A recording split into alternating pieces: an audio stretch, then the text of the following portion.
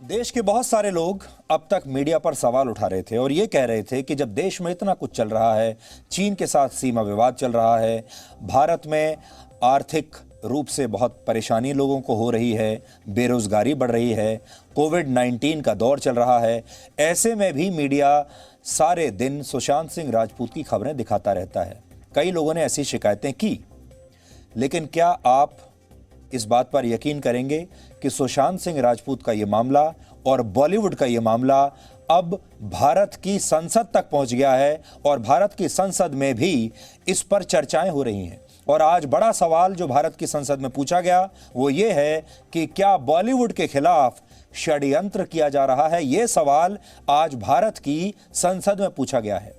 Samajwadi party की सांसद और मशहूर फिल्म एक्ट्रेस जया बच्चन ने राज्यसभा में आज कहा कि ड्रग्स के मामले को लेकर बॉलीवुड को बदनाम करने की साजिश हो रही है। यानी ये मामला देश भर के न्यूज़ चैनल से होता हुआ, अखबारों से होता हुआ, सोशल मीडिया से होता हुआ भारत की संसद तक पहुंच गया है और भारत की संसद में अब इस पर चर्चाएं हो रही हैं। जया बच्चन की नाराजगी गोरखपुर से सांसद और अभिनेता रवि किशन के एक बयान को लेकर थी। रवि किशन ने कल लोकसभा में यह बयान दिया था कि बॉलीवुड भी ड्रग्स की लत का शिकार हो चुका है और इसकी ठीक से जांच होनी चाहिए। जया बच्चन की प्रतिक्रिया बेहद अहम है क्योंकि ड्रग्स के मामले पर अब तक फिल्म इंडस्ट्री बिल्कुल चुप्पी साधे हुए थी। सुशांत सिंह राजपूत की मौत को लेकर भी बॉलीवुड दो हिस्सों में बटा हुआ था और बॉलीवुड के बड़े बड़े लोग सुशांत सिंह राजपूत की मौत को लेकर बिल्कुल खामोश बैठे रहे, किसी ने एक शब्द नहीं बोला। कंगना के साथ जो कुछ हुआ उस पर पूरा बॉलीवुड चुपचाप बैठा रहा। ये सारे वो लोग हैं जो फिल्म के बड़े पर्दे पर नायक बनते हैं, हीरो बनते हैं और बड़ी बड़ी बातें करते हैं, बड़े बड़े डायलॉग्स बोलते हैं और आप अपनी जेब से अपना खून पसीने की कमाई का पैसा खर्च करके इन बड़े बड़े नायकों को देखने के लिए सिनेमा हॉल में जाते हैं और आप इन्हें सचमुच का नायक मान बैठते हैं। जया बच्चन ने यहां तक कह दिया कि जो लोग बॉलीवुड में खाते हैं उसी थाली में छेद कर रहे हैं।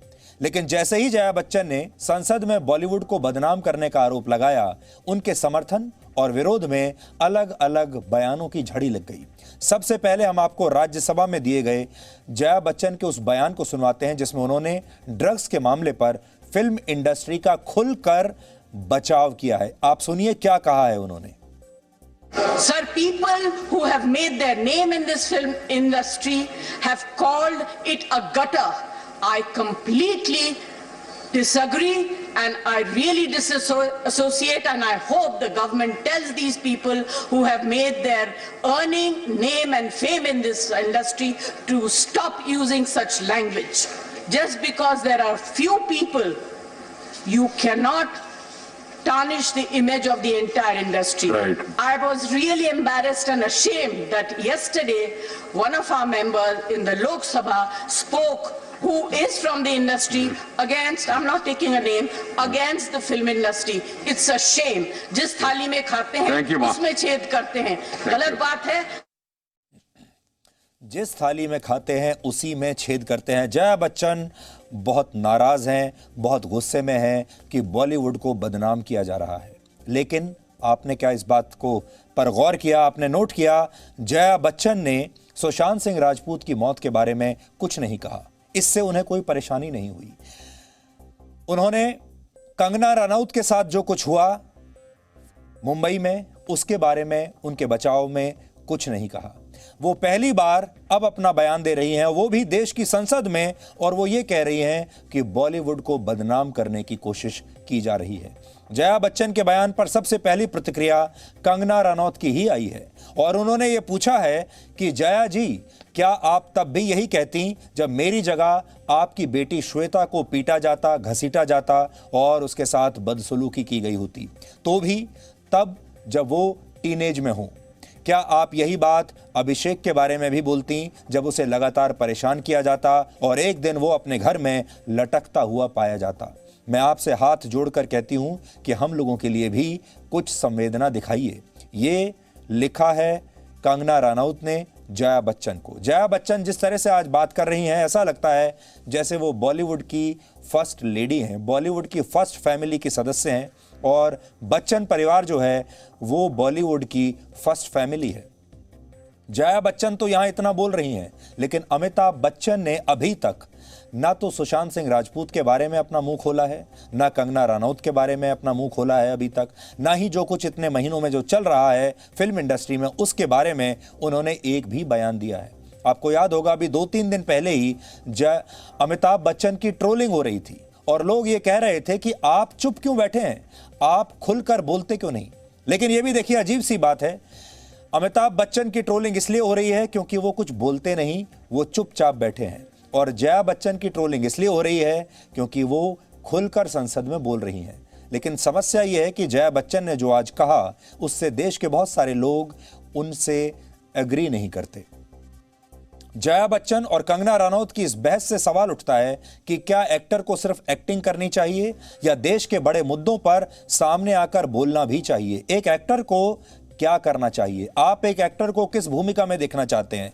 दूसरों के लिखे शानदार डायलॉग्स पर्दे पर बोलता रहे, वो आपको अच्छा लगेगा, या फिर वही एक्टर देश के बड़े बड़े मुद्दों पर बात करने लगे? बहुत सारे लोग कहते हैं कि एक्टरों को बाहर आना चाहिए, बड़े बड़े मुद्दों पर बात करनी चाहिए, कश्मीर पर बात करनी चाहिए, पाकिस्तान पर बात करनी चाहिए, सुशांत सिंह राजपूत के साथ जो कुछ हुआ उस पर बात करनी चाहिए, देश के हर मुद्दे पर उन्हें अपनी राय देनी चाहिए, चीन के बारे में उन्हें अपनी राय देनी चाहिए। जया बच्चन सांसद हैं और सांसद होने के नाते वो सिर्फ बॉलीवुड का ही प्रतिनिधित्व नहीं करती।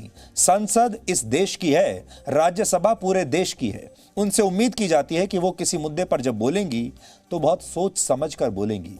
ये बात बहुत ध्यान देने वाली है कि जब पूरा देश सुशांत सिंह राजपूत को न्याय दिलाने के लिए एकजुट होकर अभियान चला रहा था, तब जया बच्चन ने एक शब्द भी ना तो कहीं लिखा ना उन्होंने बोला, तब बिल्कुल चुप रही।